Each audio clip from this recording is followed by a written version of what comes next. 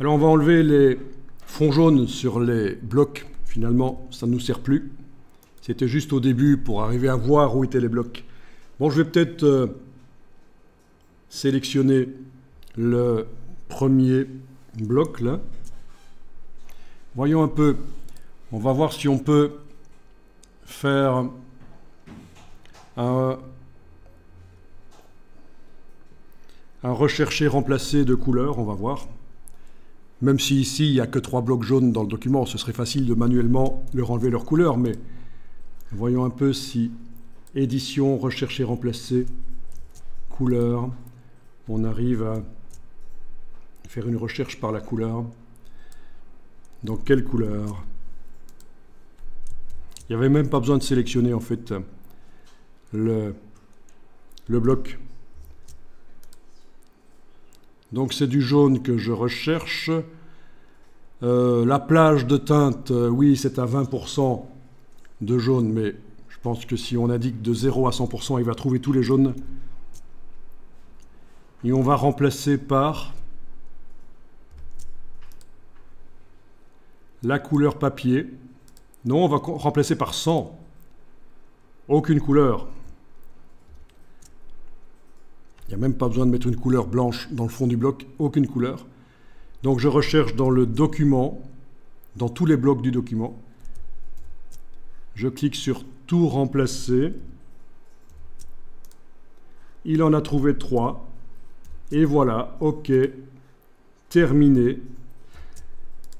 Donc vous venez de voir comment, par rechercher remplacer, on pourrait chercher des blocs qui ont une certaine couleur et les remplacer par une autre. Pourquoi pas?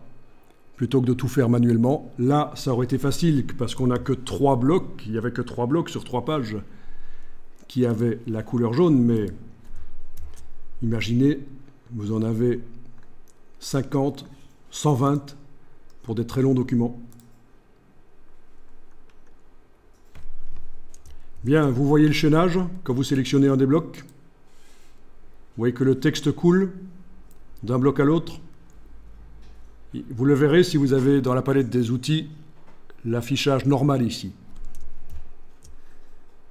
Donc c'est du texte en flux continu.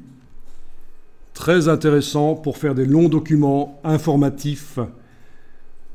Mais pour faire des documents de type loisir, c'est pas génial parce que d'une page à l'autre, ça va pas être très varié en fait. Mais des catalogues d'exposition, des rapports d'entreprise, des articles scientifiques, ça peut être intéressant, ce système du flux continu. En fait, il existe donc dans InDesign 2 grands types de documents qu'on peut faire.